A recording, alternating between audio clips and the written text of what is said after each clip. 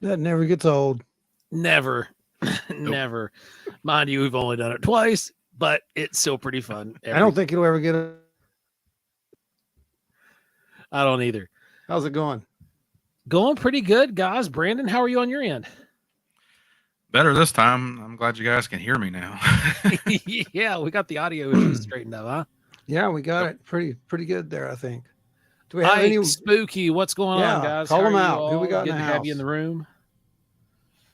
Hey guys, while everybody's piling in, make sure that you are, if you are watching us over there on Facebook, that you give permission for StreamYard to post on your behalf, so that we can see what you're saying. Everyone else, we're gonna wait till we get a few more people in here, and boy, tonight's gonna be a really good show. We got some really good stuff going on here. We got some never before seen footage we're going to be dropping, and the best part of it is you guys get to see it first, and you can help figure out what it is, maybe. Yeah, we're currently getting it posted up in multiple Bigfoot groups around West Virginia and the world. We're going to get some stuff out for everybody. That way folks from all over can join us and see this thing. Chris, Teresa, how's it going, guys? Hi, guys. Spooky, you should absolutely try streaming it to Facebook. Absolutely, yes. Everyone who's out there, we are getting ready to start this show. And, okay, that's good. It's Joe dressed as a potato. It's Joe dressed as a potato. Yeah. Yes, absolutely. How's everybody doing out there?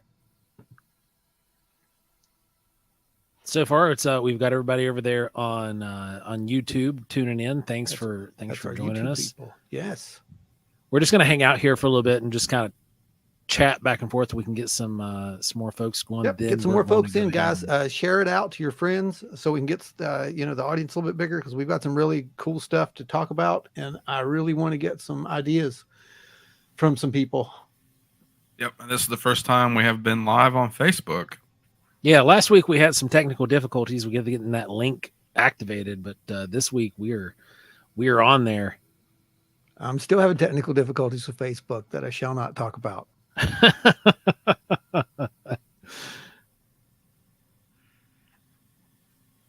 All right, let's make sure those are all up over on Facebook. Just doing a quick jump around, checking everything. Everybody, please do make sure that you go out and you do check out Spooky Appalachia, by the way. They're always very good to us in promoting the show, and so anyone who is, that's what we do. Oh yeah, they've toured some really spooky places that I've never even heard of. It's really interesting.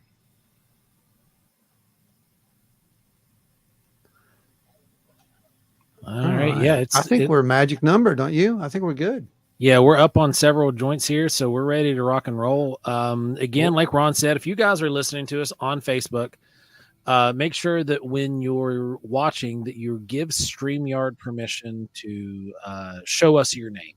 Otherwise, we won't be able to see your comments and questions as they come in, and those are greatly important to us because we want to make sure that we're seeing your questions across the board on all platforms. Then if you're watching on Facebook, make sure to jump over to our YouTube channel. We've got all kinds of content over on our YouTube channel that you can sit and watch for, I think, a year, multiple days without stopping. You can sit on our page for days now and not leave and not have to press pause. Like you can just leave it running. We cover all kinds of really fun topics. We go on investigations and we collect data and report that back to you guys. And we post every bit of it over to our YouTube. So you definitely want to check that out. You can watch Joe walk down a mountain and pretend to be a Bigfoot. Oh yeah. I wish you could watch me fall down the mountain, man. Yeah. Well, I hope everyone did watch that, because that was our last episode of the investigation series. and which seems to be doing pretty well over there. Actually, people seem to be digging it. So Yeah. thank you guys for enjoying that. We have a lot more that we'll be posting soon. And they're not all about Bigfoot and UFOs, by the way. It's just everything that we've done over the years out there in the field. And there's a few different things in there. And taking you out on the road with us. Whenever we go do shows and we hang out with different people, we always make sure to have a camera with us to show you guys all what's going on. Absolutely. So looks like I think we're ready to roll with the news probably. What do you think? You good? Oh, yeah, I think we're good to go. Yeah.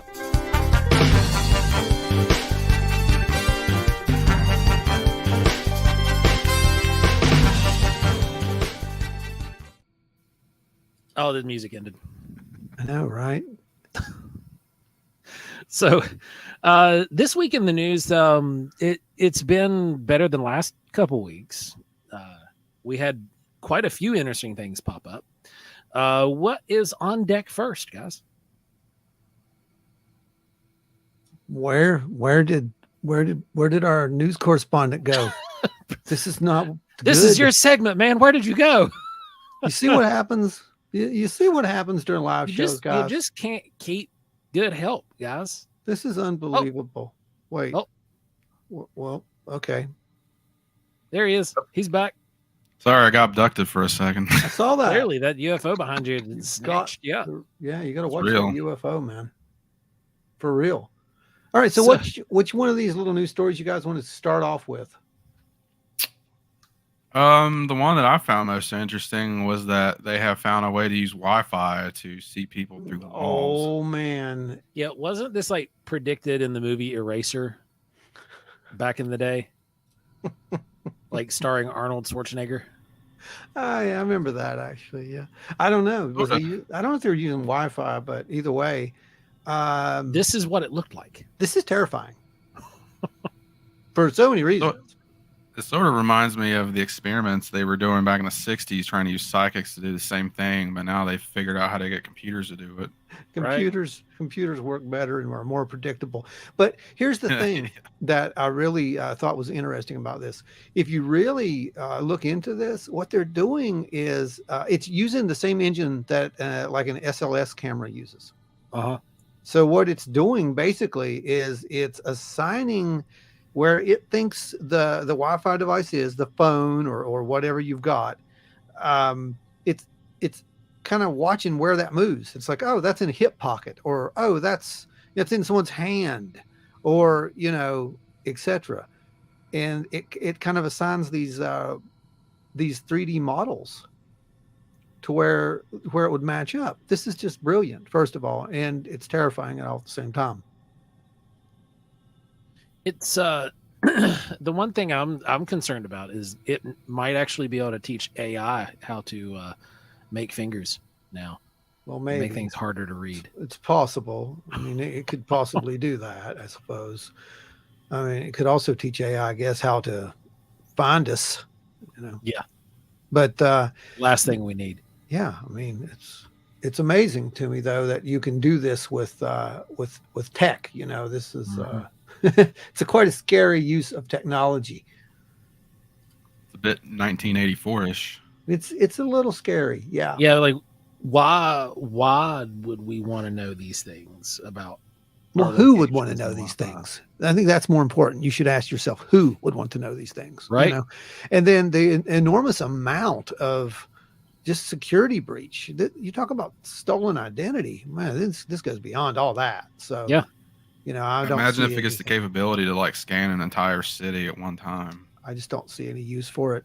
And it also brings out, even more conspiracy theory when it comes to the whole 5G thing, because now we're not worried about, nuking ourselves with 5G radiation. We're worried about, it's everywhere. So now it's created this massive, Wi-Fi radar. Yeah, I don't like it. James Boggs, good to have you with us, brother. Hey, James, my hand disappeared. Hey, James. I don't know what's happening. I'm phasing out of existence, guys. Anyway, the Green Bank telescope makes the news again. Dave Spinks had posted that one up for us, and he had shared it. and it's really quite the story. I was impressed with it anyway. Basically, what it's saying is that they're going to be using the observatory not just to look at. Wait a minute, I'm lost here. Sorry, guys. Hang on. Keeps touching buttons. I'm hitting buttons. All right. So what they're using the observatory for in this case is to send signals and then receive signals. So before, apparently, other larger systems were sending out signals and we were just receiving them back, the big ear, so to speak, right? That is what it seemed to be. And now that Green Bank is doing this, it just puts West Virginia back on a forefront again with the space technology and the observational abilities that the Green Bank telescope has. And it's hard to imagine that just a few years ago they were thinking about just shutting the program down. Yeah, it really is. And now it seems that this could be it's actually saving grace, because what we're talking about is creating a massive radar capable of detecting, and I'll read straight from the article, threats to Earth. You can infer that however, but basically they're thinking it's asteroids or whatnot. But so they're working it more like sonar. Yeah, sending out a signal and seeing what reflects back. That's what it is. Yes. Yeah. Yes. It is exactly what it is. So if you remember, can we start referring to Earth as Bat Rock now? No, I don't know about that, but if you remember on what was it, ID4, when the beginning scene where they're showing the radar of the mothership approaching Earth. Yeah, well, there you go. Now we know where it came from. No surprise. Mothman Cam says, "Greetings from the shiny hiney." Oh yes, the Mothman Cam, the great and powerful Mothman. Great to have such fans in the audience. So what else do we have in the news this week? Well, Brandon found this one, and I'm not going to touch it. I mean, you guys just,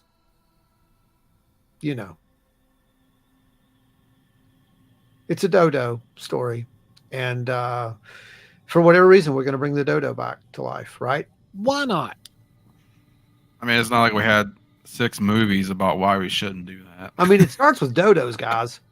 That's all I can say about that. Well, I don't know. It in 4 years we should have the first woolly mammoth walking the earth again. That is true. They so are. Unless they crank out this dodo first. So there's a race. Now we have a genetics race. So we have an AI race, an arms race, a new space race, and now we have the race to create what?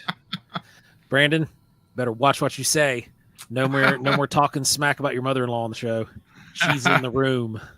No swearing this time. That's funny. And finally, we have a really strange story that's been making the news, and that was the sighting in near Spencer. Yeah, that's right. Yeah, Dave Bakar down at Expedition Bigfoot, he posted this account up. They contacted him, and he did the phone call with them and spoke with them, and it was actually a very intriguing account. So yeah, it reads a bit like this. I'm going to read it straight from Dave's page. He had a strange series of events that took place last September 2022. He lives near Spencer, West Virginia.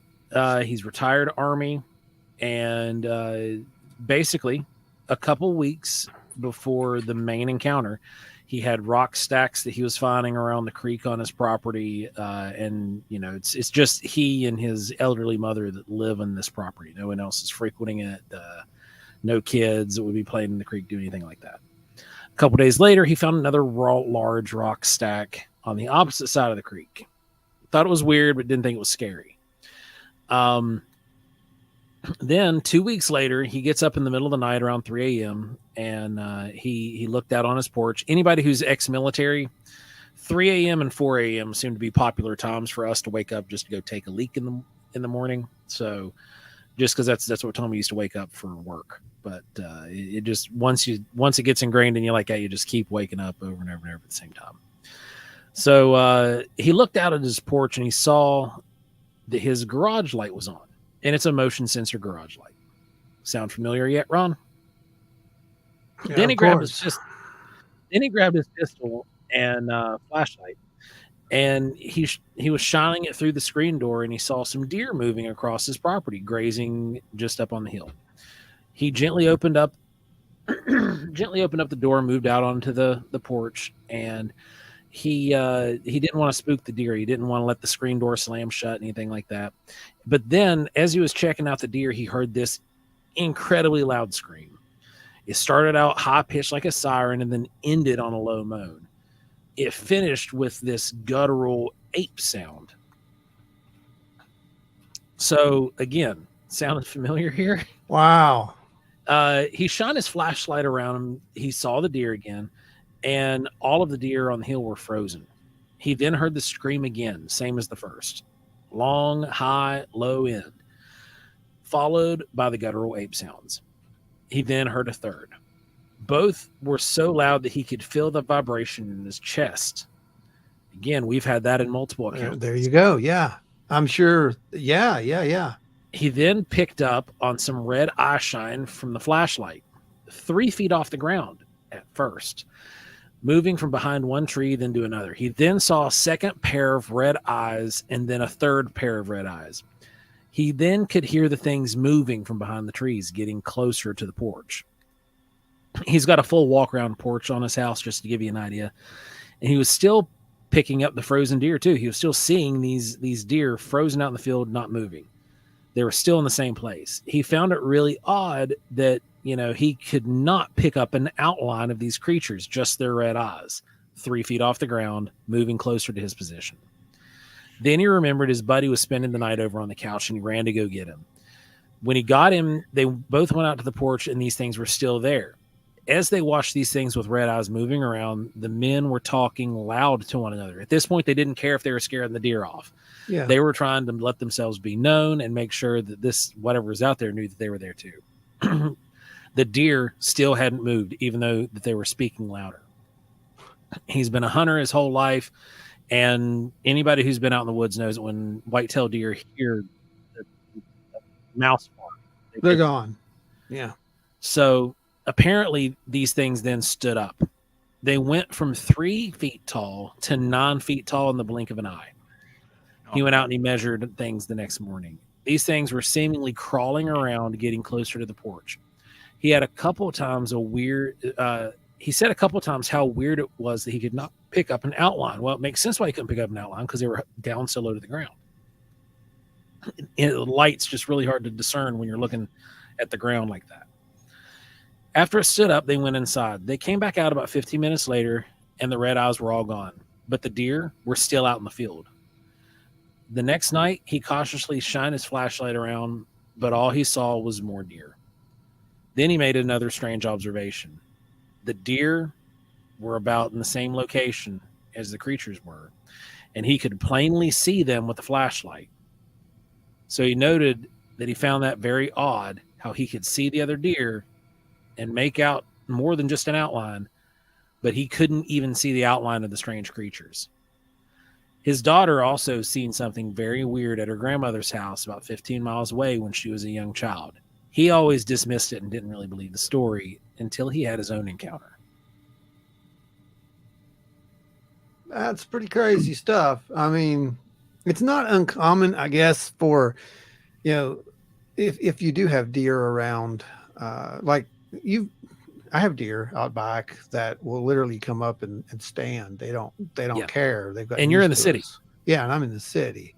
But typically, when you're out there and there's deer in fields, they don't behave like that typically. No, the deer out behind my house, because everything behind my house is wooded. As soon as I step outside, they bolt. They're gone. Right. That's what they should do. But, I mean, I could think they could also possibly be in a state of fear, something like that as well. Shock. But what would be doing that? I couldn't tell you. Pab says that he has whole conversation with his deer, and as long as he doesn't move, they don't care. There you go.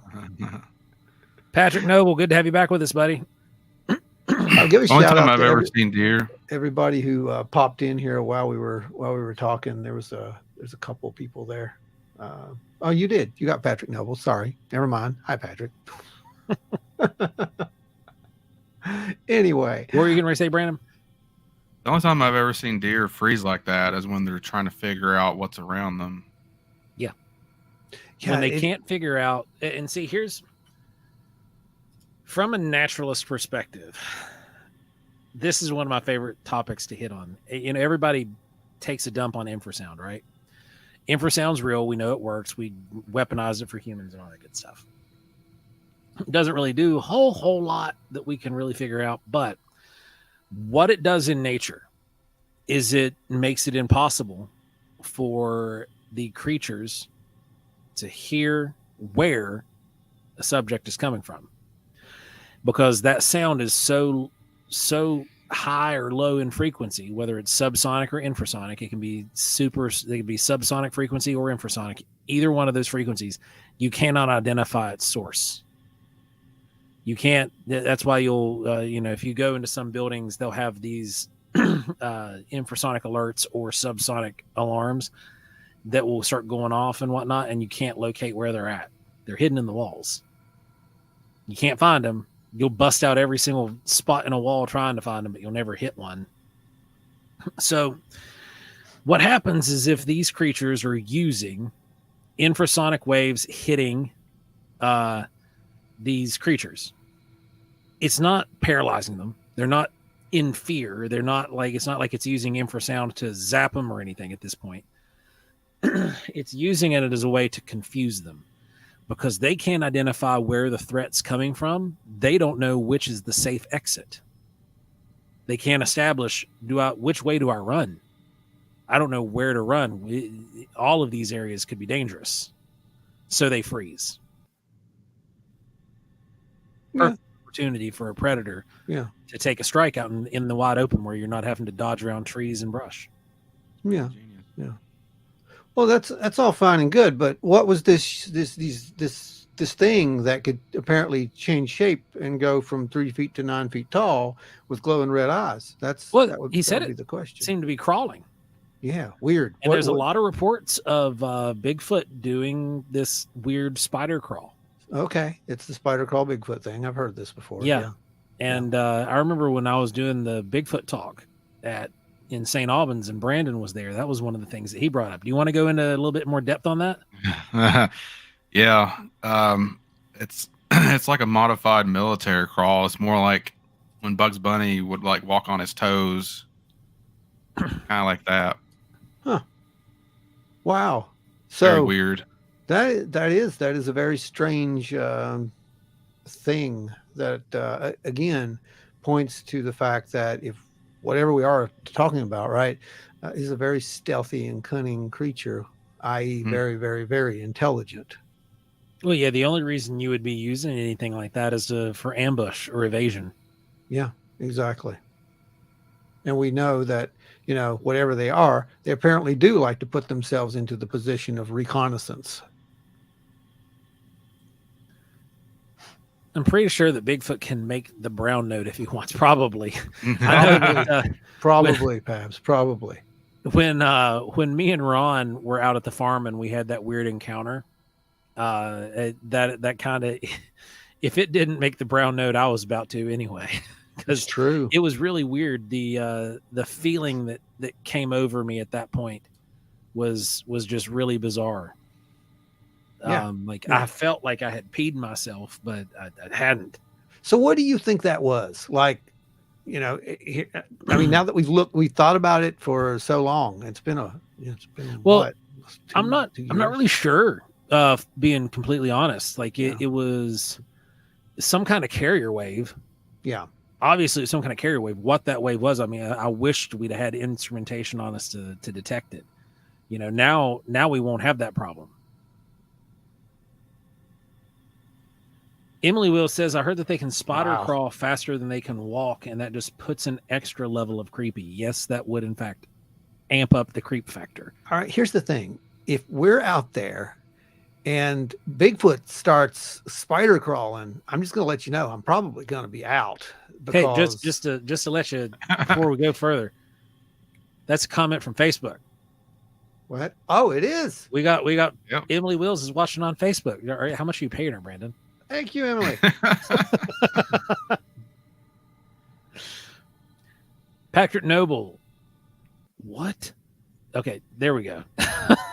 Did you get it? Patrick Noble. There it is. You can tell when they're crawling because of the bald spot on their belly button. That's interesting. All right. Isn't that interesting? Because we have seen those images and depictions, right? Right. I know he says he's just kidding below, but like, no, think about that. If you think about that, you hear these depictions, you might be onto something here, even though you were just goofing around. Yeah. Like, especially if you've got one that's built like me and has a little bit of a gut, you're going to drag a little bit on the ground. So you would rub the hair off, because there's notes, especially in the Patty subject, where there's bald spots like along the thigh right here, and it's from where the arms and stuff are, rubbing. But that is actually, even though you're joking, see how that works. Here's something else I just thought of. What if some things that we think are animal trails are actually just drag trails from them crawling? Oh yeah, I mean it. So you got to think these, the way the positioning of the feet would be. You're only going to get the front ridge and the toes. And then with the hands, not only that. I've heard reports of them moving like this, but like, are they like this? We're gonna have to get a video of Joe trying to do this really quickly. See how fast he can go. Okay, that's our next recreation. We don't have, the show doesn't have insurance. Does everybody if everybody wants to see Joe try to recreate this spider crawling Bigfoot, and we'll document that. We will do that the next time we're in the woods. I promise for you.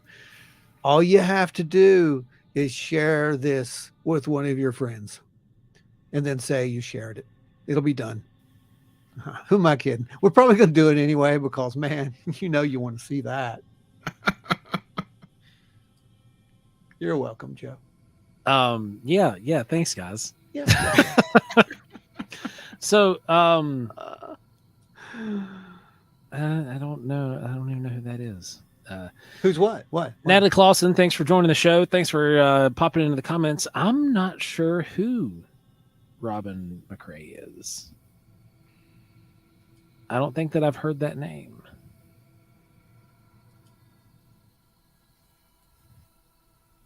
But yeah. Well, so the news is over, right? Is that what we're saying? Kind of. Yeah, that's the last segment in the news, guys. All right, cool.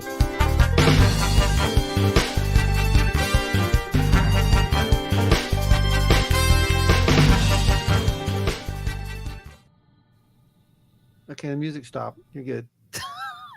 All right. Anyway. So essentially everybody is on board with you guys. Oh wow. Yeah. Thank you all. Thanks. Thank you. Thank you all. I'm feeling the love. Yes. Thank you all. Expect to see it very soon. I guess. Oh Lord, this is gonna hurt. I'll do it. We'll do it. Yep. Totally. I want to see if this is even possible, though. For real. I want to see how fast a human can do this. No, I mean, I can do it, right? Yeah, you can do it. But I can't do it that fast. That's what I'm saying. So can a human in a suit pull that off? Probably not, because I am an Olympian specimen. So my top speed will be the top speed. See, that's what I'm getting at. Like, I don't know. It's hard to picture it in your head, because like the way people describe it, it's like their legs and arms are like vertical with each other, like perfectly splayed out. It's all right. So that's what we're doing. We're gonna try to figure this out. Speaking of figuring things out, absolutely, Patrick. Absolutely, yes, Patrick. Please. you can send those over to wildandweirdwv@gmail.com whenever you get a chance. Absolutely. Okay, so while we're here, is we there's our answer. Robin has a podcast called Talking to Bigfoot, where she talks about mind speak and telepathic. Oh, I'm gonna have to check that out. Yes. And that is a topic for a future show as well. Yeah, it is. That's a great topic. What's really funny is some on the actual radio show, but I think it'd be really good for a live audience. Well, you know, we've gone back and rethought a lot of these things, these weird things. Now we've been forced to, haven't we? Yep. But yeah, definitely a good topic to get into eventually too. So why we're here is because we got a couple of comments on our thermal stuff. Yeah, we have. Yeah, I mean, it's been around long enough that people have seen it. And, you know, I appropriately wore my bear T-shirt today. Yep, you did. And you know, there are people who are kind of going around saying, you know, well, there's a lot of the majority. Let's be real. The majority say they don't know what it is. Yeah, and when we say the majority, we're not just talking about the majority of like average people that are popping on YouTube and looking. We're leaders in the paranormal and weird, people who everybody look to for answers and look to review their stuff with, because they've just been doing it for so long and they have a tremendous community they've at it, and they lean that this is Bigfoot, especially when you see the size comparison.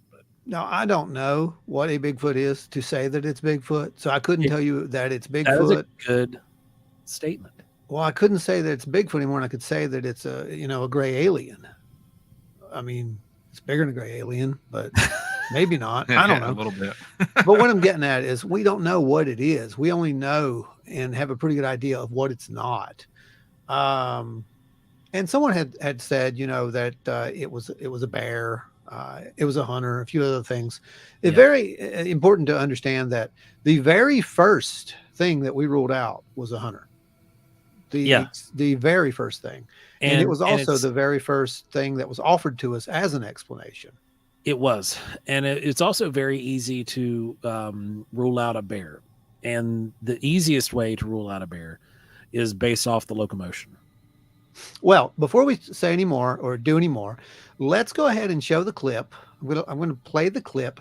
And this is a roll of that sweet bean footage. I know, right? This is a clip that hasn't been seen this way anyway. So this is some, you're going to see some raw stuff that was used to actually make the video. It has basically me talking in it on one side, which is the thermal on the other side. So I have a composite. You've got, I think it was shot with a GoPro, and we have the thermal that was also shot. It was really hard to get down that bank during the day. Just saying.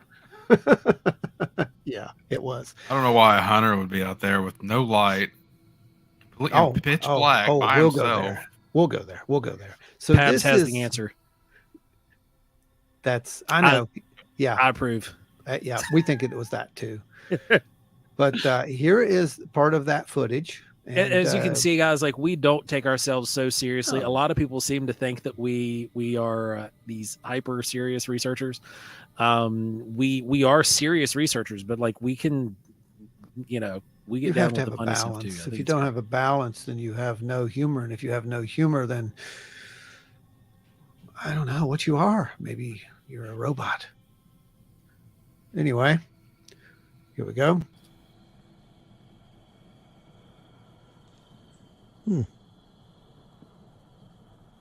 What is that?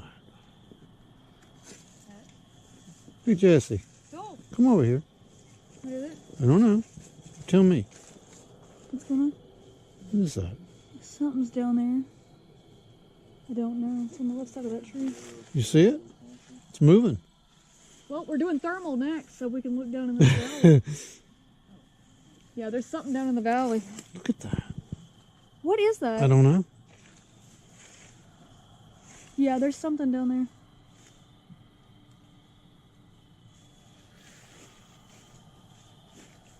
Hey, Ron, can you pause real quick?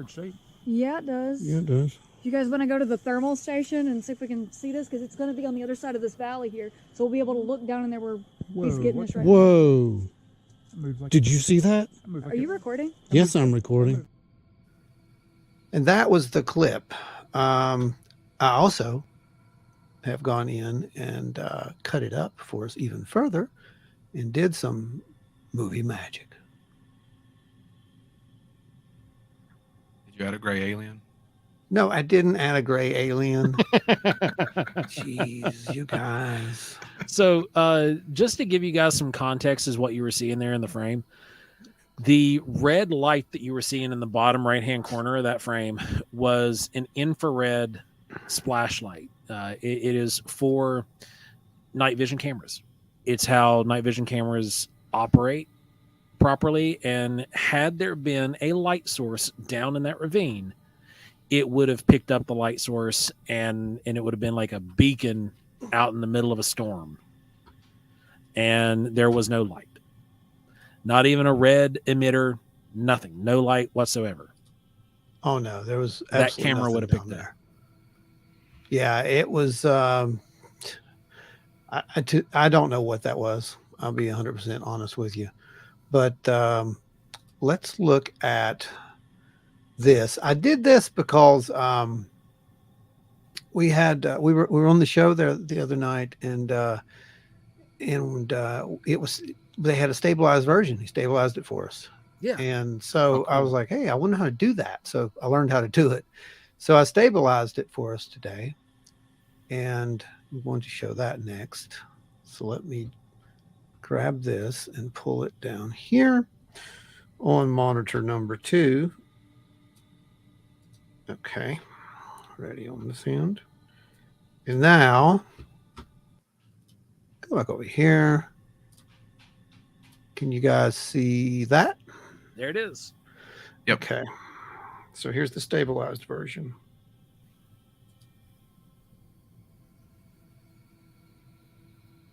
You can really see a lot of heat. Yeah. Yeah, it's putting off a whole lot of heat in the darkest dark red areas. But you can also see that movement, that bending going on there. Mm-hmm. You can see the step. It was definitely looking at you guys because it noticed the lights probably, and then when it decided you guys weren't safe, it took off. Yeah. If you really pay attention to how this thing behaved, though, it's like it really just seemed to not care until something happened there toward the end. And it's like, you know, I'm out of here. Well, if you remember, Jesse leaned over the edge of the ravine with the light. Yeah.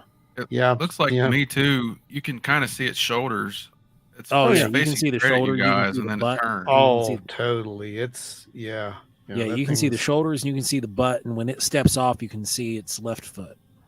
Yeah, I don't know what that thing was. I've gotten more stabilized foot, or a little bit more footage here of it that hasn't been seen. So I'm going to go ahead and pull that up. Mike says it definitely has big legs. Yeah. Emily saying it's definitely bipedal.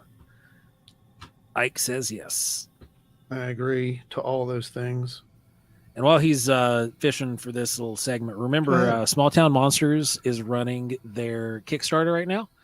Go over and support them. If you are supporting them, then you are by proxy also supporting us, because we've been featured in many projects of theirs, and we're currently working on a new project with Small Town Monsters. It is still filming.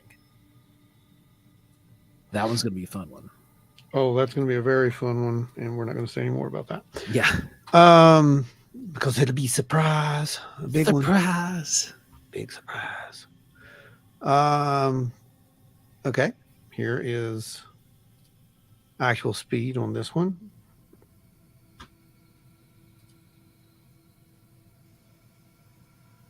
And you can see it again. There's that movement to the, I swear it looks like a hand going to a mouth. It does, yeah. Look at this. It's just boom, right there. It kind of made me wonder what it was doing down there. Did you guys find any evidence of like it maybe like digging into trees or digging up roots or an animal corpse or anything? And there's the slow-mo on the feet. You can see it. Did you see that? Yep. Oh, yeah. There you go. Patrick, we're using a AGM Taipan. It's AGM or AMD. I can't remember the AGM. AGM. So it is AGM. AGM Taipan. Yes. It's either a Bigfoot or someone knew that you all were doing. Yeah, nobody knew what we were doing that night. We kept that completely locked down. Nobody even knew where we were going to be. The only thing that they knew was that we were doing a workshop, but nobody knew where it was. No, it was on a different road this year. Yeah, everybody that was part of the event was not disclosed to where it was going to be going until they went. The only ones that knew where they were going was myself, Ron, and Hellbent Holler. Literally, that is it. Yes. Yeah, you can go back and see the post about it. It doesn't say. Now, Brandon, you had mentioned, was there any evidence of what it was doing down there? When I was down there, I did find some nettle that had been snapped. Like if I were to take my fingers and snap it off, and it was done more on purpose. Like if a deer eats it, it kind of just will grab wherever. But with stinging nettle, you have to be careful with how you pick it, otherwise you get stung, right? And this was picked in the way that to not get stung. And nettle is really high in vitamin C and fiber. And there was also a small pool of water that was about the size of a basketball. Did you say there was a creek nearby too? Well, the creek is a mountain stream, so like it runs all the time because it's a spring fed stream. But when it rains, it gets really, really wide, and it hadn't rained for a minute, so it was just the spring fed portion that was flowing. So it was really, really narrow, maybe just a few inches wide at that time. But in that spot, there was a basketball sized pool where water had settled. Because when it comes off, it's like a waterfall. And it had just eroded out this little bowl. And then it goes over from that little pool. The reason in the thermal that it looks like it just disappears out of sight is because it did it go off? Okay. It was the power went off before. But the reason this thing disappears off the thermal is because there's about a 6-foot drop off right there where it stepped into. Oh. I had to reach up and grab a sapling, and if you watch the side-by-side footage, you'll see me reach up and grab the tree and step down, and I actually had to step down onto the side of the hill and do like a little half-round walk down into the creek bed. This thing just stepped straight off. I think it's still there. It's just I was not standing there by myself to mess around and try to find it. And I really believe that we could take those other thermals up in the valley there and point it down in there and see this thing without anyone getting in any danger. But there was nothing down there at that point. Like it was, the power did go off before we went out on the trail, so it was right before the sighting. Thanks for sending those over too, Patrick. We'll take a look at those whenever we get a chance. So, and everyone knows the story, and if you don't, you need to go watch the video because we pretty much documented the whole thing. The suggestion is that we had seen a bear, that it was a deer, that it was a hunter, that it was pretty much anything other than the possibility of something unknown. And I think that's more based upon someone who just wasn't there trying to explain this, because, the people who were there, they know what they saw. And you're not going to convince them that it was a bear or a hunter unless the hunter can see in the dark completely. And I don't care how good you are. I mean, I was pretty good growing up in the woods. I grew up in the woods. Okay. I used to run through the woods at night without night vision, but only if the moon was out. There was no moon when this was there. Yeah. The moon was actually 2 hours below the horizon. It was about 2 hours below the horizon. The lodge was in complete and total darkness. The whole area around there was completely blacked out. There was no light. The only light that we could even have seen would have been the one that we were carrying ourselves. And whatever was down there well in advance of us ever coming up on that trail. So and the foliage was still pretty thick that time of the year too. Right. Yeah. Oh gosh. Yeah. So, I don't think it was a hunter. Can we rule it out 100%? No, can't rule anything out 100%. I can't rule out that it wasn't Bigfoot, and I can't rule out that it wasn't a hunter. So, but there's a lot more evidence that it wasn't a hunter. So Spooky Appalachia asks, "Oh, I was going to ask, what made everyone go and look?" I can't remember if you said it. That night was the night before Wild and Weird Con.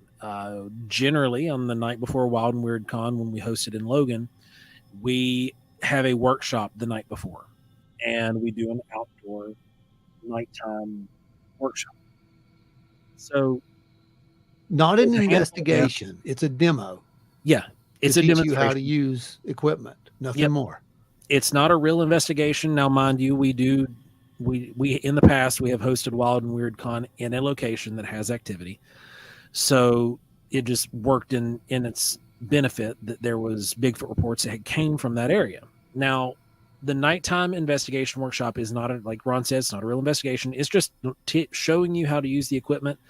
And 90% of the people that watch this stuff on TV and are watching on YouTube, they're never going to get a hold of a piece of equipment that is an expensive $2,000 plus piece of equipment and look down the scope of it, period. Much less actually catch something on thermal in the moment. So they were actually out there for the workshop. They had already done one station and had moved on to the parabolic dish station, where they were showing how different audio components worked. A guy that was listening on the parabolic just happened to be pointing it directly in that spot and said, "Hey, there's something moving down there." That's when Ron took popping sounds down in the valley. Yeah. Yep. Ron took our brand new thermal that we had just picked up and fired it off. And the reason we bought the one we did is because it can branch out to up to 15 cell phones or computers at a time. And they can remotely see what this thermal imager is catching. And he was able to pick up a really unique encounter.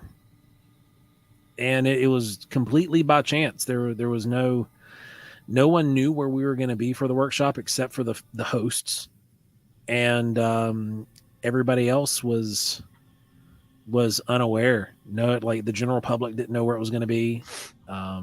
It just, yeah. And before anyone, I'll go ahead. Once in a lifetime opportunity. It was a once in a lifetime opportunity. It was just complete dumb luck and being somewhere, with the right time. And I could probably never do that again. But, the only other logical explanation I know someone's going to jump to is, well, someone was down there and, if you guys didn't know it, then someone else did. No one knew anything about what was going on down there. And one of the other points of this evidence would be the Martin Groves account, where Martin was setting up under a one of the gazebos. It's down there where it's where we gave the where we do the next day workshop talks. Yeah, the next day workshop talks. Yeah. So it's outside under a gazebo, and it's on a point, and he was actually relatively close to this thing. He was a little bit farther away than you guys, but he was in the direction that it was moving. Yeah, he says that he heard wood knocks, and to be fair, I did not. Which I wouldn't have, because according to him, it was, behind us basically. So the host, when they told, you're talking to the hosts. Yeah, we would be, and we didn't tell anybody. Yeah. We kept it quiet on purpose, for safety reasons. And Hellbent Holler, they went down there and they didn't tell anybody where they were going. We were the only ones that knew. It was Joe and Jesse and us. We were the only four that knew where anybody was going to be until they took them out there. Yeah, absolutely. It was a complete surprise to any of the guests. They had no idea what they were really getting themselves into. Yeah. We just told them to bring good shoes. Yeah, that was it. And a coat. It was on a paved way, and they wouldn't have to go into the woods. Basically, it was a path. That's kind of what we told them. Yeah, it wasn't paved where they went. The parking lot was paved, but it was a service road, like an old fire service road. Yeah. Yeah, I saw that road when we got to the con the next day, and no, it's not paved or anything. No gravel, nothing. No. So yeah, so that kind of takes that part out as far as I'm concerned. And to be fair, there are those who believe, wow, you saw something, you overreacted, and you went straight to YouTube and you posted videos. Yeah, those were my favorite comments. No, we didn't.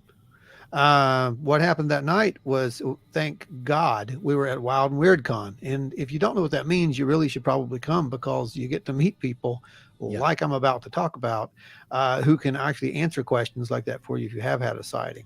I remember going over to several of them, and all of them telling me, you got something significant right there. I didn't really think I did, guys. Let's be real here. I thought, well, I'm going to catch something. Maybe I really did think I caught a bear or something down there, until I saw that leg movement at the end. And I knew that we were looking at something about beetle at that point. And I really, again, you have to remember, we're looking at this on a cell phone. That's all that we're using as a monitor. It wasn't until we got back into the room and pulled it up on the computer, and we saw what that really looked like. That was a game changer at that point. And at that point I said, well, they're right. We do have something. And so I posted, and then wildfire. It's just what we didn't. The thing was, we didn't even really post it immediately. We posted a picture of it. Yeah. Yeah. We posted a screenshot. It was viewed by over a dozen investigators across the country. Before it went to a private. Yeah, it goes to a private link. If you want to know how we do our things, when we get evidence, it goes to a private link. That private link is shared amongst a handful of researchers, and we trust all those researchers with every bit of our evidence. We don't have to worry about it. We know it's not going to end up on, fact or faked or some show or something on on TV. And it's going to be reviewed honestly, and we're going to take their opinion, and we're going to weigh that, and we're going to say, oh, well, okay, this looks like they could be right, which we've done in the past. Yeah. And in the past, it's usually, like an 80% agreement that it's a certain phenomena at best. This one, it was 100%. It was across the board.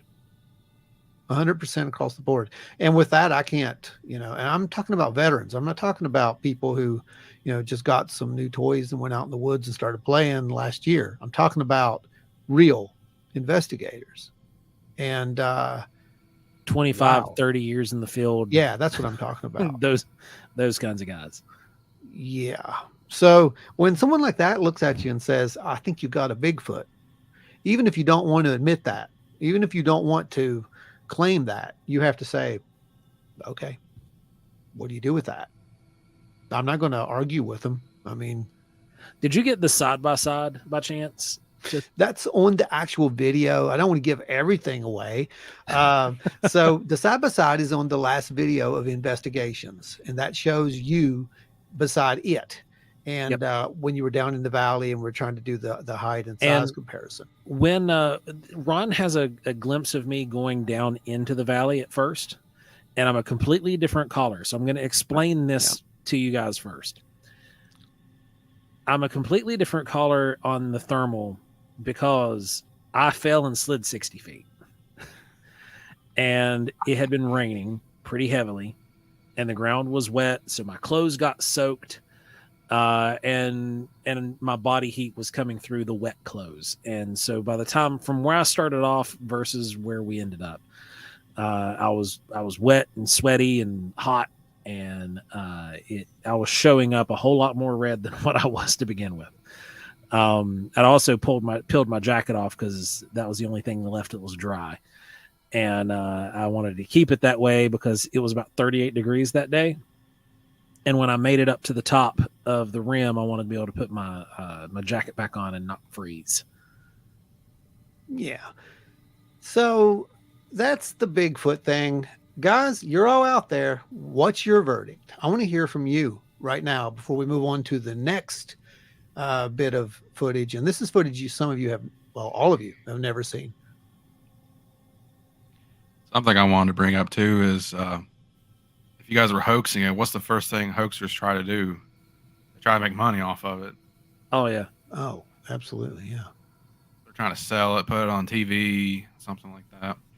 Well, that's why we made sure that everything was watermarked from the first second, because I've seen a lot of people take people's property, intellectual property. Most TV shows do that. Yeah. Oh yeah. So yeah, that's not going to happen.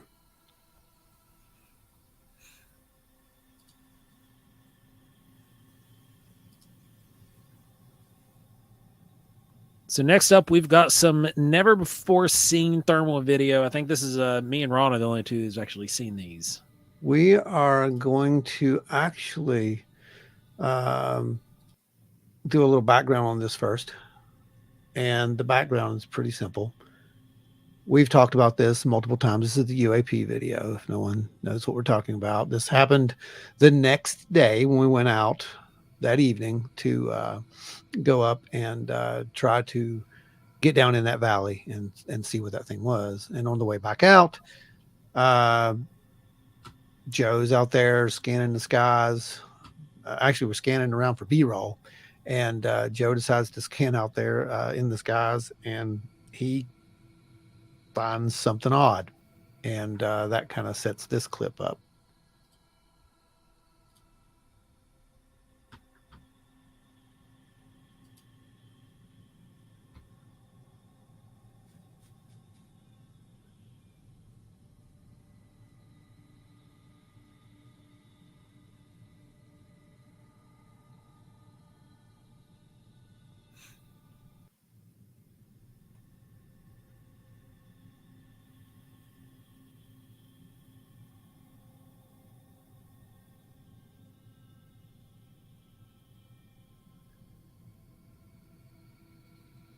So that's object number 2. Yeah, this is object number 2. There's object number 3 that just popped off object number 2.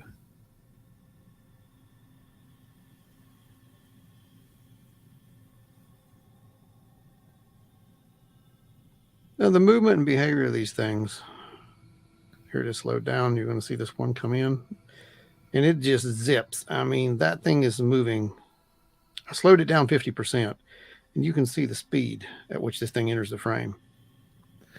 This is in southern West Virginia, Patrick, down in the coal fields. But what's interesting about this is on any clear night where you don't have any cloud cover, odds are pretty strong that you're going to be able to catch something weird like this with a thermal imager. So we're going to talk about that just in a little bit. This is the stabilization of that image, and you can see how much smoother the flight is now. You can tell it's pretty far up there too. Yeah. Oh yeah. It seems to be. It does seem to be. Now, let's see. Go back over here. So that's what we got, and we got a few more shots of this as well. Let me find the next clip. Patrick, next time that Patrick says he's from Summers County, Ron. So next time we go to the farm, we need to meet up with him. We actually have a farm out in Talcott, Patrick, and we spend a good bit of time out there. So next time we're heading up to the farm, we'll get a hold of you. It'd be fun to get together and go eat somewhere. Talk about all kinds of weird stuff. Yeah, absolutely. That would be great.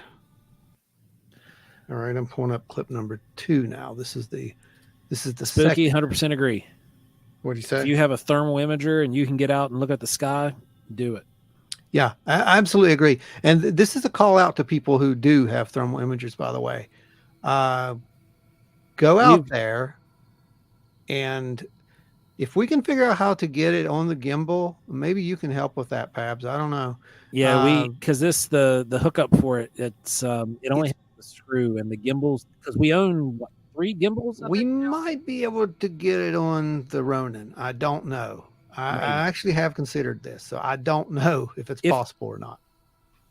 The way the clamps work, it's going to be interesting. Well, you have to have. I don't know how stable it would be. I'd be worried about putting a freaking $1,700 piece of equipment. I mean, I put a $3,000 $3,000 camera on it. It's okay. Yeah, but it's made for cameras. That's the difference. It's made for square things, not round tubes. No, you're no. I'll tell anyone who wants this thermal. By the way, the thing is built. It has a wonderful plate on the bottom that is made to hook onto. Yeah, it's got a base plate screw, just like every other. It has a great base plate screw, and that also helps with its stabilization. So the only problem I would have with that is it does not weigh that much, and I don't think that the weight would work on the Ronin. Well, the bad part is where the screw's at versus where the weight's at are two different places. That's another bad thing. It would be you'd have to build something, I think, to make it work. Yeah, honestly, we can maybe work a Jauntry up to set it on, and then might be worth it. I don't know. Yeah. Okay, so let's see this one. Okay, let's back this back up. This is another one. This is from the same night, but this is when I believe this is the second round. Yeah, this is. Okay. And you're going to see more of them now. There's a lot more of them. Now, I'm pretty sure that was... Yeah, that one that shot up there in the middle was something. Nuts. I don't know what that was. I don't know. This, I don't know what that thing is. Right? Just, boom, there it goes. Yeah, I don't know what that is. So, I have begged people to tell me these were birds, okay, first of all. And Pabs, you're here. You know that that's true. I absolutely... That was my hope, that these were birds and this was going to be easy to explain away, because unlike some people who think that we want to run with everything and say it's this or that. No, we don't. We want to debunk everything that we possibly can. And when I say debunk, I mean, we don't explain it away because we don't want it to be there. We want to find a logical explanation that it most likely is. And to me, that was birds. And yet I showed it to everyone, even my most skeptical friends, who said the first thing out of their mouth, that is not birds. Well, we actually managed to snag birds and insects, and it's not. These, when you zoom in on these, what makes it even worse is that when you zoom in on these objects and you get really tight on them, there seems to be some kind of weird aura around them. It's really reminiscent of the Nimitz video. Oh, it's definitely definitely reminiscent of that. I'm going to set that clip up here in just a second. Also reminds me of the sphere from Mazel that came out recently. Oh, well, yeah. Yeah. Right. Okay, so insects, because that's the number one, just the number one thing, right? That we're looking at insects. Yes. So we found some insects that were hovering around a lamppost. Yes. Just to try to... This was our number one attempt. Yeah. And we did this on site that night. That's how, we did, like I said, we were looking for any possible explanation that we could find for this. And this is our attempt at birds, or not birds, I'm sorry, at insects. There will be birds later, but this is insects. You can see the insect right there. You can see and this is way closer. Way closer in range than what those things were. And you can see they're almost transparent. That was an insect. Did you see it zip by? Yep. That's an insect. Notice the flight. See that flight? They're also a lot more opaque. Yeah. Mm-hmm. There really is a difference in them. There was one. There goes one. And you can see it, like you said, there's almost this wispiness to it. Yep. Like you can see the trails on it. Yeah, you can. Almost like a dust orb. Now that, I don't know what that is. I have no idea what that is. And the fact that it just kind of goes over here and disappears. I mean, I thought maybe it's a bird. Nah, that's real buggy. Yeah, I don't know. Just landed in the tree. And that would be my guess. But this was the insect footage. That's insect. There he goes. Yeah. You can kind of see the wing flap too. Yep. On the bugs.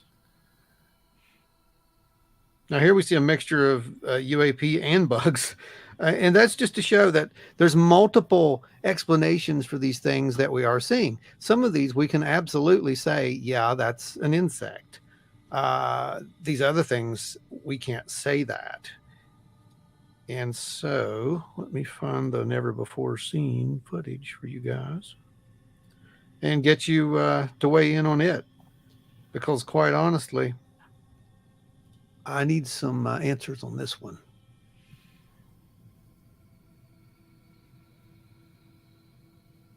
Here it is, I think.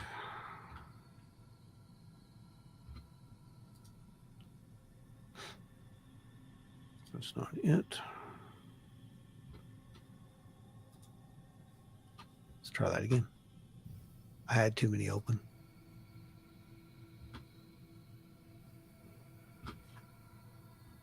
So where's this footage from? Well, this footage is from Charleston. So what happened is after we got back from Wild and Weird Con, I decided to conduct multiple experiments. And those experiments were trying to debunk what we had seen as birds or insects, etc., etc. To my surprise, I did not find that many birds and insects. I found more things that looked very reminiscent to what we caught. I'll notice this one. Let's see. Okay, I got it. Here we go. I don't know if you guys can see that. Does everybody see that good? Yeah. Okay, that's an insect going up inside, but this right in the dead center here, this. Pay attention to that. It's got a lock on it now. Yeah, it's kind of hovering there. Yeah, it's moving real slow. Yeah, it's moving slow, right? But watch it. Watch what it does.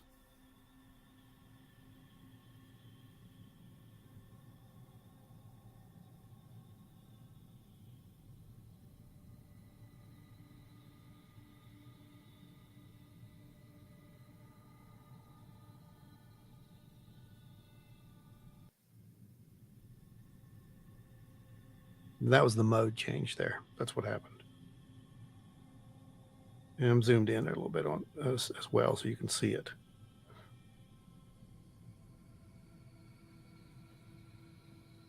It looks like a blob in a lava lamp. Keep watching it. It gets interesting.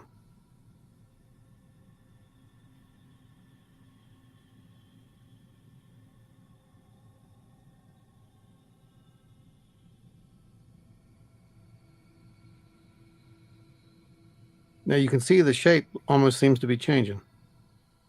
You see that? Oh, is the white it's showing? Is that heat? Mm-hmm. Yeah, it's in white Ah, hot thanks mode a now. lot. Mm-hmm.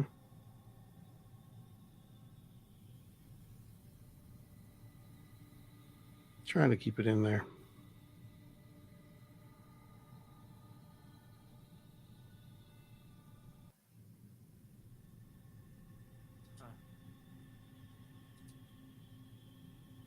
It took like a Saturn type shape.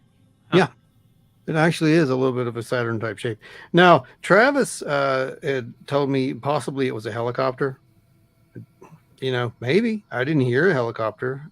I mean, and they're pretty prevalent around the house. I mean, I can hear them pretty good.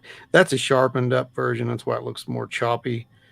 I kind of tried to zoom in to get some, you know, some clarity on it, but it's kind of pointless when you're looking at that kind of pixelization, you know. But yeah, trying to clarify it's pretty hard to do. is really hard to do when you're only dealing, I think, with 32 megapixels. Yeah, and people think that, you know, that you can do that, but you honestly, you can't do that. It just doesn't. Helicopter, you could hear that from way far away too. Oh, it would definitely, yeah. And You only can hear a helicopter before you see one. Could be someone flying a drone at night, is what Chris says. It's possible, but it's not in that area. That's the problem. Ron actually lives really close to an airport. So close that he can't really fire up the big drones that he's got at his house. Oh, no. In his house. I can't. In my house. You're correct. No, I cannot. And that's close to the air base too, isn't it? Yeah, well, yeah, it's Charleston. It's Yeager Yeah. Airport and the 130th Air Wing Lift. I don't think they're the 130th anymore. I think they renamed her like a tactical. And yes, they do fly some weird stuff out here. If anyone's wondering. Pab says that it's so to high me. up there. It really is. I mean, it almost has a like satellite shape to it. It's weird. You know, if you're looking at it because you have that ball with the stems on either side, it's crazy. It really is. Yes, I wish. You know, that reminds me of something really funny. So we bought my grandmother a iPad. Did someone say something? Yeah. Read it. Pab Remember, said, we have people listening. you just have to say enhance and it clears right up. So Yes. a few years back, we bought my grandmother an iPad, and you know the cameras on the iPad, they're really not that great. So she wanted to get a big group photo of everybody and took it, and like she was moving and everything, couldn't get it like focused, and still took the picture. And then everybody was like, "Mama, it's blurry. You need to take another one." She's like, "Oh no, just shake it a little bit and give it some time. It'll clear up. It'll come into focus." And we're like, "This is not a Polaroid." That's funny. I mean, you can see the shape of it. That is correct, Patrick. There are no flashing indicator lights. Plus, where it was flying was in the red zone, so they're not allowed to fly in that area unless they're government. Oh, and there's one other thing we forgot to mention, just because we've said it so many times. A lot of these things, you can't see them with the naked eye. Period. Yes, that is 100% correct. You cannot see them visibly. They're only detectable on thermal. Yeah. So we are dealing with thermal targets, whatever these things are. And you were talking about that Mosul orb earlier there, Brandon. And I'm just going to say that's an orb. I mean, I can't call it anything other than an orb. That's odd. Well, we know too from the government releases that these things are interested in like airports and air bases and military bases. Yeah. Yeah, it's true. So I don't know what they are. I couldn't begin to tell you, or, we know, like I said, what they aren't. And we're fairly sure that they're not, they're not. I had an aircraft. I wanted to show you guys an aircraft, and I don't see it now.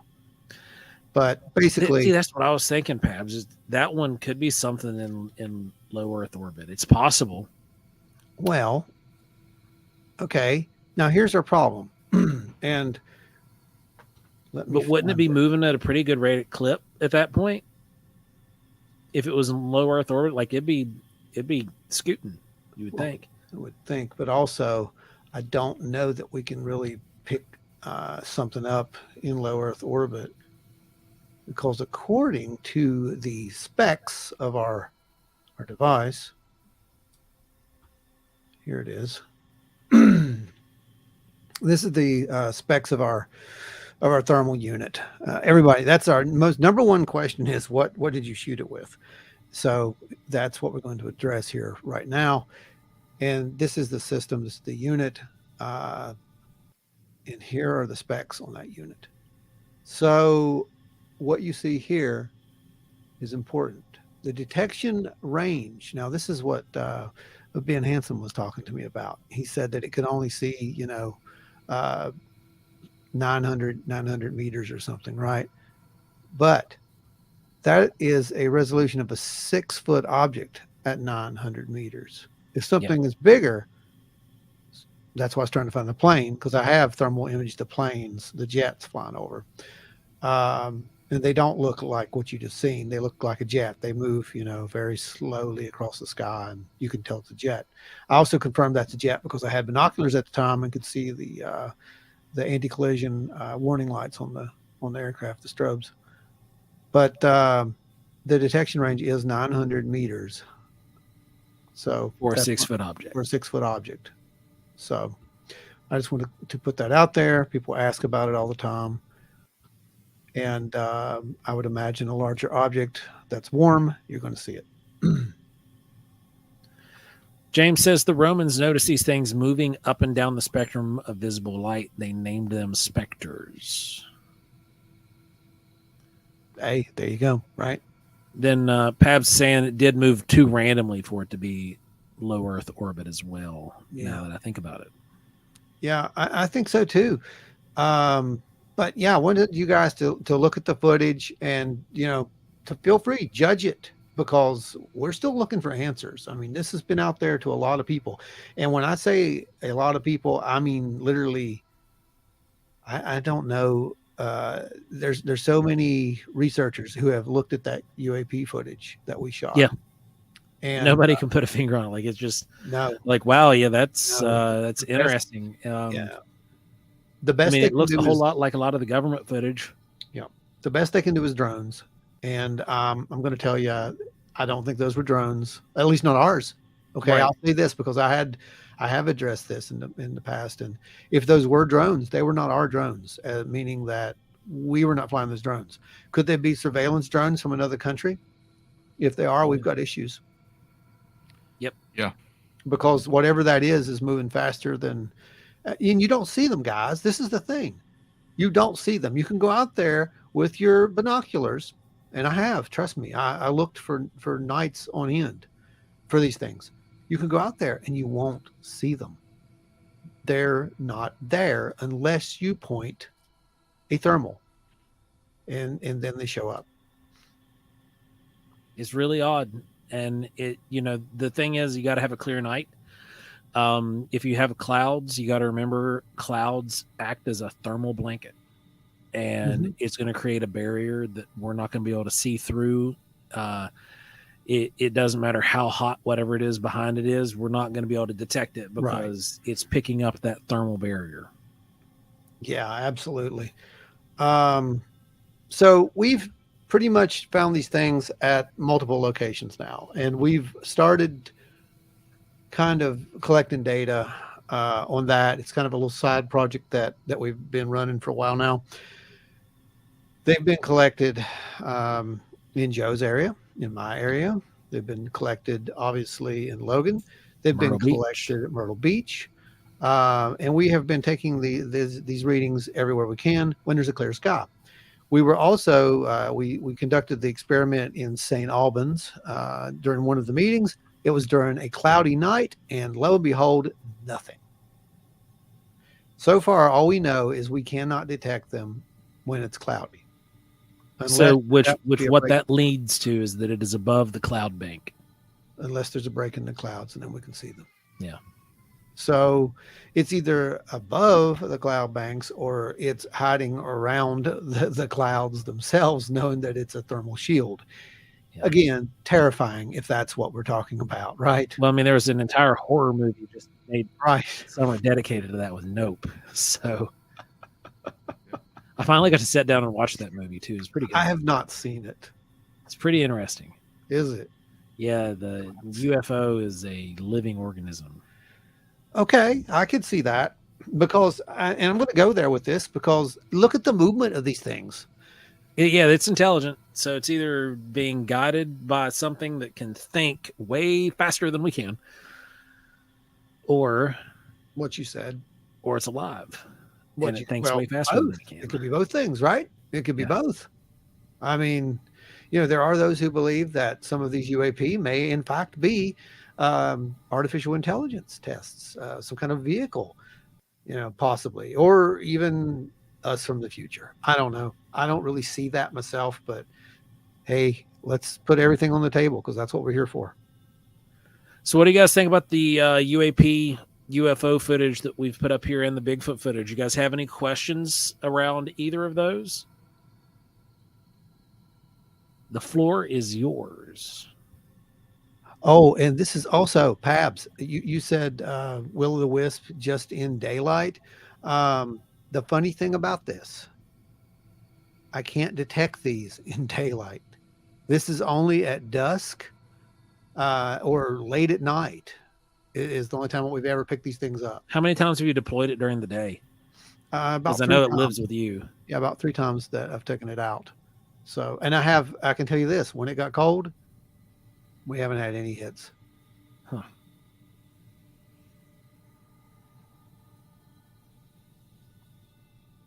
Oh yeah, yeah. You absolutely can catch weird stuff with infrared as long as you have a really good infrared camera. It will pick up stuff moving in at high range in the sky, and you can really catch some wild stuff. You're not wrong. Yeah, he said that he can catch stuff like that with the Sonics camera, and yes, the Sonics is a very very good camera for that. So I would be very interested in seeing some of those images. Spooky says they're all great. That's for sure. Thank you. Thank you. Thanks. Now, if we can just figure out what they are, right, make everyone happy, right? But I don't think that we are going to figure out what they are. I mean, I see plausible defense drones. I mean, why not? I mean, we know that. Let's be real. The Star Wars, the Strategic Defense Initiative, it never really died. It just got rebranded, renamed, and reclassified. Space Force. Right? Exactly. So is it possible that we are dealing with something like that, perhaps? Yeah, it's absolutely possible. Again, I'm not the one running around saying these are aliens. I mean, that's other people. And could they be aliens? Yeah, I guess they could be, but they could also be us or our adversaries. And I, for one, if they're man-made, I hope they're ours. Right? Because if they're not, I mean, like, there was that article came out today where we found a there you go. Yeah. a Chinese surveillance balloon was found floating over Montana. Yeah. If they have that technology, why are they still using balloons? That's true. You need to post it up on the page and let people see that one, because that is a fascinating story. It's because they've been listening to Wild and Weird Radio, and they heard all about the Nazca hot air balloons. I think they're trying to get the hot air balloon. Let's be real, man. Hot air balloon technology, weather balloon technology, obviously, and I'll do this in the David Childers voice, is the way of the future. Okay, I mean, so Puma Punku. So no, for real. I mean, I think that we underestimate some of the simplest things when it comes to technology. If you don't need a stealth fighter and you can just rely upon helium, right? Which one's cheaper, guys? Ride the jet stream, baby. Right. Which one's cheaper? That's all I'm going to say. Yes. Patrick Noble. Right. Pull that up. Yes. The Japanese tried it in World War II with balloons to drop bombs. Exactly. Yep. Yes. And they succeeded at least on 2 occasions. Once was Teresa in Oregon. says, I was watching the coverage of the Chinese spy balloon before this show started, and there were some wild conspiracy theories being addressed. Oh, I can imagine. We kind of war roomed it ourselves, and we predicted a few of them, I'm sure, at this point. Oh yeah. Yeah. I can imagine where this is going to go with the crowd. Yeah, we'll bring up Agent Aliens. Gonna get interesting. Gonna get interesting, especially with tensions with China being as hot as they are. Oh, I think that's all fake. I think that we have to give up that. We got to do that stuff, man. We got to make the world think it's in peril while we're working with each other behind the scenes to contact the aliens. Talking about our government has never scared people into voting before. Never. Jeez, Never. Guys, come on. That is so What's out wrong of with character. you? What's wrong with you? So, guys, everybody out there in Wild and Weird Radio Land, what are your thoughts on the show so far? This is only our second live that we've done. And what are some topics you would like to see us cover at this point? We're going to be covering weird places there, Spooky. I know you requested that one. We're making the list of weird places already. That's fun. Oh, for sure. Who else? Has anybody got any other suggestions of some shows you want to see us do on the live? Or do you want to come on, as a guest? That's a possibility too. Yeah, I know we have some can bring you guys in. We're very, very, or experienced. Do you guys want to see us go live from a location? I'm not going live from a location. Maybe Moundsville Penitentiary, something like that. We can lock Ron in a jail cell and see if anything happens. I mean, we can just lock Ron in a jail cell and leave. Like, figure it out, man. You're gonna be fine. There's plenty of rats to eat. Yeah, an escape room. That'd be fun. Did one of those once. It was fun. Here's you a bag of McDonald's and a tape recorder. There you go. Jeez.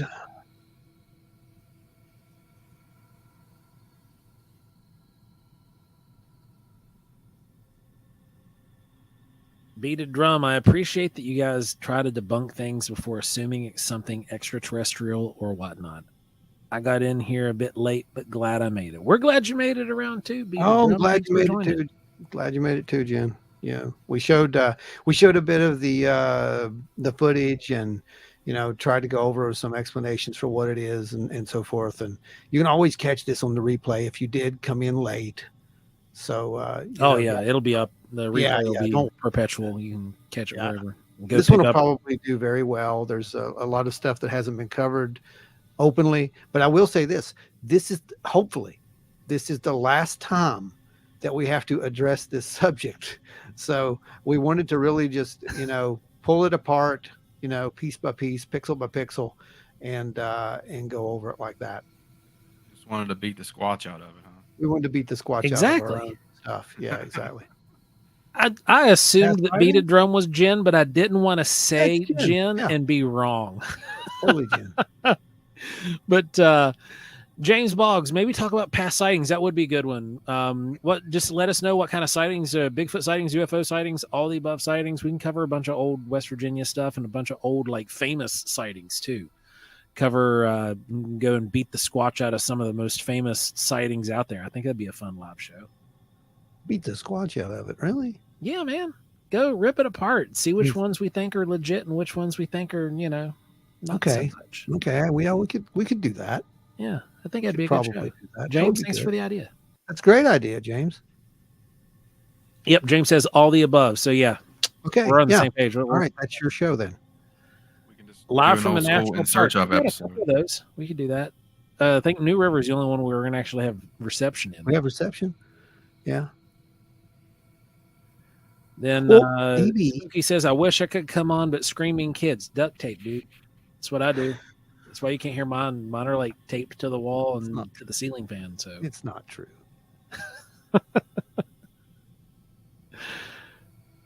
Then, all right, guys. I don't want you to do for your kids, by the way.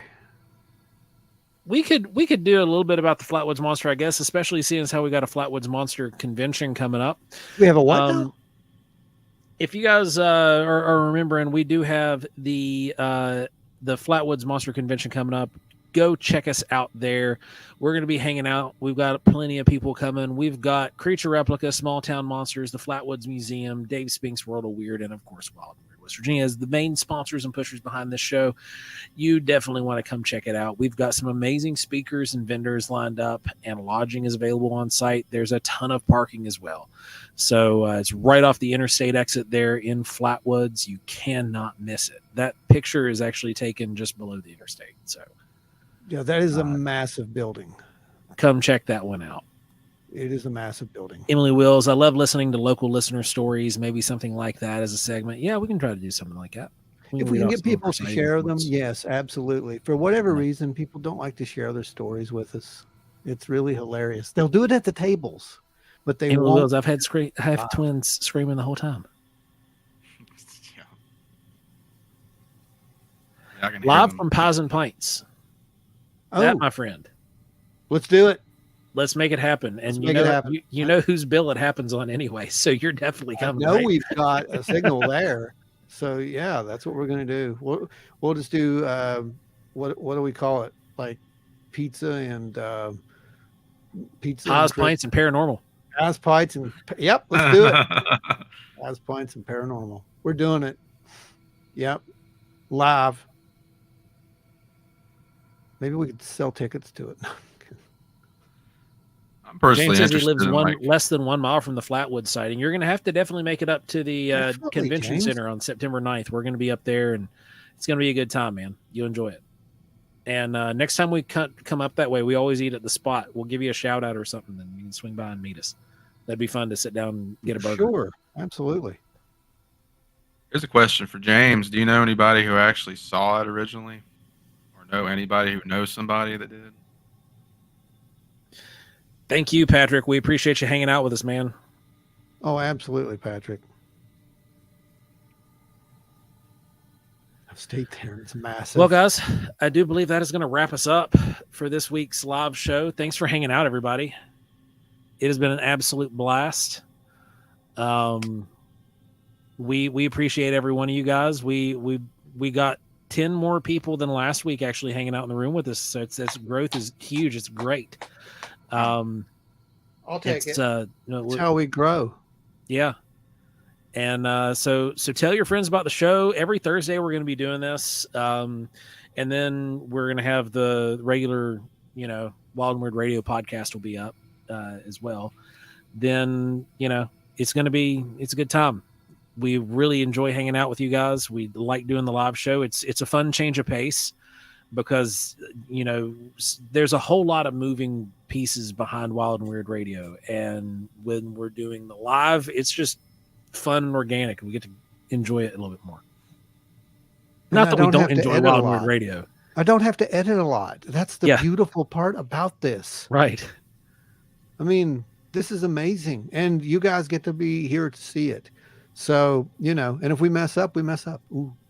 Yeah, you can't edit out me yawning. You can't edit out like any other goofiness. I did last week, but I'm not going to this week. I think it's going to go just like this because it was a great show.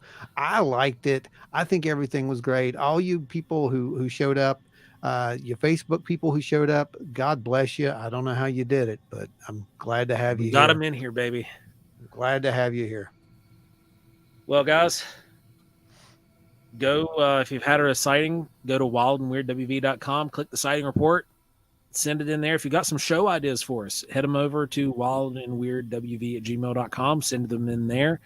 If you have questions about anything else, just get a hold of us. You can find us on Facebook, you can find us on Instagram, you can find us, most of us now, on Twitter. I made a Twitter today, but I made a Twitter.